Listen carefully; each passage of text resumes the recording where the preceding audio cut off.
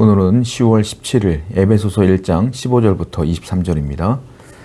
이로 말미암아 주 예수 안에서 너희 믿음과 모든 성도들을 향한 사랑을 나도 들었고 내가 기도할 때 기억하며 너희로 말미암아 감사하기를 그치지 아니하고.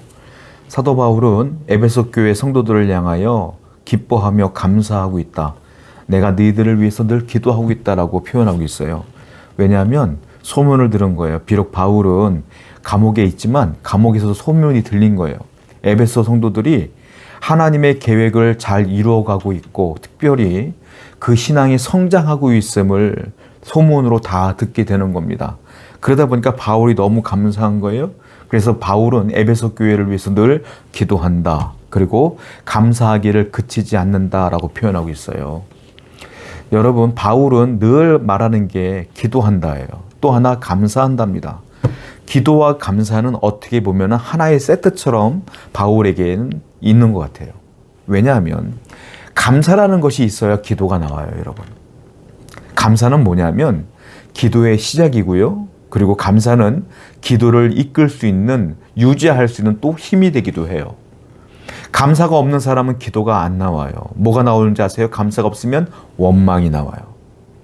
감사함이 있으면 기도가 나와요. 내 상황이 좋지 않아도 하나님, 내가 그래도 구원받았으니 감사합니다. 하나님, 그렇기 때문에 하나님께서는 내 인생도 책임져 주실 줄 믿습니다라고 기도가 나오는 거예요.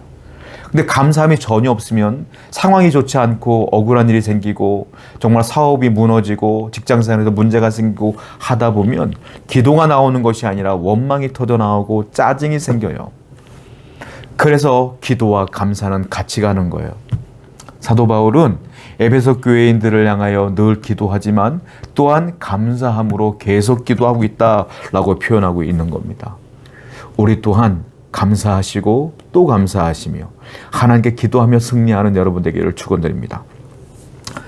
17절입니다. 우리 주 예수 그리스도의 하나님 영광의 아버지께서 지혜와 계시의 영을 너에게 주사 하나님을 알게 하시고.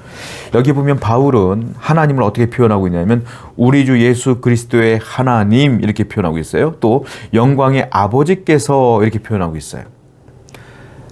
자, 이 앞에 우리 주 예수 그리스도의 아버지 하나님이라고 표현한 것은 예수 그리스도로 말미암아 주신 그 뭡니까? 구원이라는 복이 있죠. 그걸 얘기하는 거예요. 그리고 영광의 아버지께서 이렇게 표현한다는 것은 무엇이냐면 구원받은 성도라면 당연히 하나님을 어떻게 만들어야 된다? 영광스럽게 생각하고 영광스럽게 하나님의 영광을 돌리며 살아야 된다라는 거예요. 하나님께 영광을 돌리는 건 뭡니까? 단순한 거예요. 내가 하나님께 감사함으로 예배하는 삶, 영광 돌리는 것이죠. 하나님의 복음을 따라 말씀을 따라 순종하는 삶, 하나님께 영광을 돌리는 것이죠. 그리고 내 언행이 거룩해지는 삶, 하나님의 영광을 드러내는 거예요. 왜냐하면 믿지 않는 사람들이 여러분들의 언행을 통하여 또한 하나님을 볼 수 있기 때문에 다 하나님의 영광을 위해 사는 거예요. 즉 구원이라는 것은 하나님의 영광을 위하여, 하나님의 영광스러운 백성을 위하여 주신 선물이라. 그러면 우리는 하나님의 영광을 위하여 구원받은 성도답게 살아야 될 책임이 있어요. 오늘도 하나님의 영광을 위해 살아가는 여러분 되기를 축원드립니다. 18절입니다.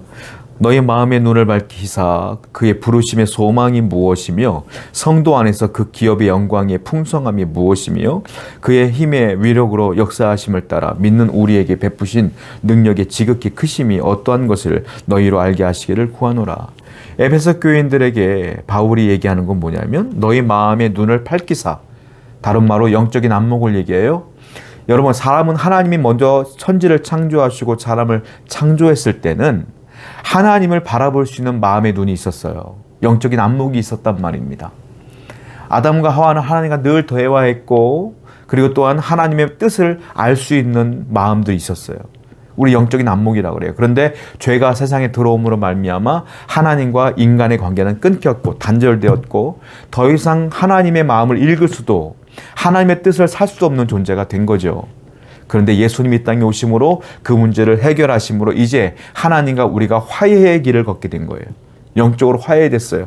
그래서 인간에게 다시 구원받은 성도들에게 뭐가 왔느냐? 영적인 안목, 영안이 열리게 되었다라는 거예요. 자, 영적인 안목을 얻었어요. 그래서 영적인 안목을 받았더니 어떤 일이 벌어집니까? 부르심의 소망이 무엇이며 내가 부름받은 이유가 무엇인지를 알게 된 거예요. 그리고 성도 안에서 그 기업의 영광의 풍성함이 무엇이며 우리가 영광스럽게 하나님 영광을 드러내며 풍성하게 살아가는 이유가 무엇인지를 알게 되는 거죠. 또한 힘의 위력으로 역사하심에 따라 하나님의 능력이 무엇인지 알게 된 거예요. 이걸 누가 알게 하시느냐? 이제는 영안이 열리진 영적인 안목을 갖게 된 구원받은 성도들에게 내 안에 내주하시는 성령께서 이것을 이제 알게 하신다. 그러므로 구원받은 사람들은 이제 하나님이 나를 향한 뜻이 무엇인지를 알았으면 그대로 살기를 원하고 하나님께서 주시는 이 풍성함이 왜 주셨는지를 알게 된다면 그 풍성함을 따라 긍휼을 따라 나누며 살기를 원하게 되며 즉 이런 것들을 살게 된다는 거예요. 즉 하나님의 뜻대로 살게 된다는 거죠. 이제 구원받았기 때문에 영적인 안목이 생긴 거예요. 그러므로 하나님의 뜻을 늘 알며 살아야 된다는 거죠. 어떻게 해요? 내주하시는 성령과 늘 교제해야 된다는 거예요. 늘 성령께 물어보셔야 돼. 말씀을 통하여 하나님의 뜻을 알고 예배를 통하여 선포되는 말씀을 통하여 하나님의 뜻을 알고 기도를 통하여 하나님의 뜻을 알고 길을 걷다가도 성령과 늘 동행함으로 하나님의 뜻을 알며 그 하나님의 뜻대로 살기 위해 힘쓰고 노력하는 성도의 삶이야말로 구원받은 성도의 삶이 아니겠느냐라는 것이죠. 오늘도 우리에게 그런 은혜를 주신 것이다라는 거예요. 20절입니다. 그의 능력이 그리스도 안에서 역사하사 죽은 자들 가운데서 다시 살리시고 하늘에서 자기의 오른편에 앉으사 모든 통치와 권세와 능력과 주권과 이 세상뿐 아니라 오는 세상에 일컫는 모든 이름 위에 뛰어나게 하시고 자, 하나님의 능력 때 그의 크신 능력을 하고 표현하고 있어요. 그 능력을 강조하고 있는데 그 능력으로 어떤 일이 벌어졌느냐? 죽은 자들 가운데서 예수님을 다시 살리셔 주셨다. 부활을 얘기하고 있어요. 그리고 또한 21절에 보니까 모든 통치와 권세와 능력과 주권과 즉 만물을 통치하는 것 또한 하나님의 능력으로 주님께 주시는 하나님의 능력이다라는 거예요. 즉 예수 그리스도가 부활하셨고 그리고 지금 승천하신 뒤에 모든 만물을 어떻게 한다? 다스린다라는 거예요. 구원받은 사람들은 우리가 영적인 안목이 생김으로 말미암아 이 사실을 알게 된 거예요. 그래서 어떻게 되느냐? 세상 살아가는 게 힘들고 어렵지만 만물을 통치하시는 예수 그리스도를 의지할 수 있게 되었고 그러므로 하나님의 주권을 따라 살아갈 때에 이 세상에서 이제 성도들은 승리하는 삶을 살게 되었다 이거예요. 여러분들의 인생은 하나님이 주권 아래에 두고 계시고 예수님이 만물을 통치하시는 것처럼 여러분들의 인생을 통치하고 계십니다. 너희는 먼저 그의 나라와 그의 의를 구하라 이 말씀 기억하십니까? 그의 나라는 무엇입니까? 그의 나라는 예수님이 통치하시는 것이 나라야. 그의 나라와 그의 의를 구하라 이 말은 주님이 나를 통치하도록 원하라 이 말이에요. 만물을 통치하시는 하나님께서 예수님께서 여러분들을 통치하도록 여러분들이 내어드려야 되는 거예요. 그러면 그분의 주권으로 여러분들을 인도하시면 여러분들은 반드시 승리의 삶을 산다 이거죠. 이 특권은 구원받은 사람들에게만 있다는 거예요. 그러므로 주님이 우리를 통치하심을 믿어서 오늘도 승리하시는 여러분 되기를 축원드립니다. 22절입니다. 또 만물을 그의 발 아래 복종하게 하시고 그를 만물 위에 교회의 머리로 삼으셨느니라. 교회는 그의 몸이니 만물 안에서 만물을 충만하게 하시는 이의 충만함이니라. 자, 이 말씀을 보게 되면 이제 예수님께서 만물을 통치하시는데 그분을 만물 위에 교회의 머리로 삼으셨다. 예수님을 교회의 머리로 삼으셨대요. 교회 얘기로 끝나는 거예요. 구원의 얘기를 쭉 하시고 이제 교회 얘기로 마치는데 23절 보니까 교회는 그의 몸이라는 거예요. 예수님의 몸이다. 만물 안에서 만물을 충만하게 하시는 이의 충만함이라. 만물을 통치하시는 원리가 있어요. 무엇입니까? 하나님의 창조 원리죠. 그런데 하나님의 그 창조 원리가 죄가 들어옴으로 인간이 죄를 지음으로 말미암아 하나님의 창조 원리대로 안 살아. 그런데 다시 우리에게 구원을 주셨고 죄에서 속해 주셨어요. 이제 다시 이 만물을 주님이 통치하시는데 그 통치하시는 분이 교회의 머리래요. 그리고 교회는 이제 그분의 몸이라는 거야. 그러면 교회는 당연히 어떻게 살아야 될까요? 주님의 통치 원리대로, 창조 원리대로 살아야 된다라는 거예요.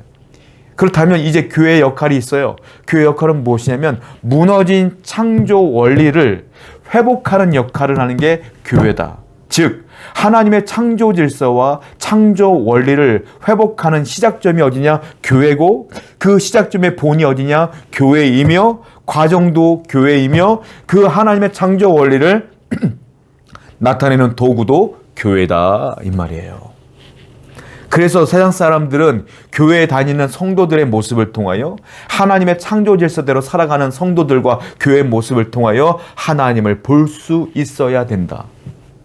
교회는 그러므로 어떻게 보면 세상에 나가 있는 하나님의 대사관 같은 역할을 하는 게 교회다. 전초기지 역할을 하는 게 교회다. 가장 최전방에 나가서 믿지 않는 사람들에게 하나님이 이런 분입니다라고 나타내는 역할을 하는 게 어디냐? 교회다. 그리고 그 안에 있는 성도가 그 역할을 하는 것이다 라는 거예요. 성도 여러분, 먼저 여러분들이 구원받은 사람으로서 영적인 안목을 키우시고 거룩하고 영광스러운 삶을 살아야 돼요. 그러면 그 교회가, 우리 공동체가 세상 사람들이 볼 때도 그렇게 보일 줄로 믿습니다. 그러면 하나님의 영광이 더 드러나게 되는 것이죠. 이러한 거룩한 사명을 감당하는 여러분과 우리 교회가 되기를 축원드립니다. 기도하겠어요. 하나님, 구원받은 성도의 삶을 충실하게 감당하며 살아가게 해 주옵소서. 예수님의 이름으로 기도드렸습니다. 아멘.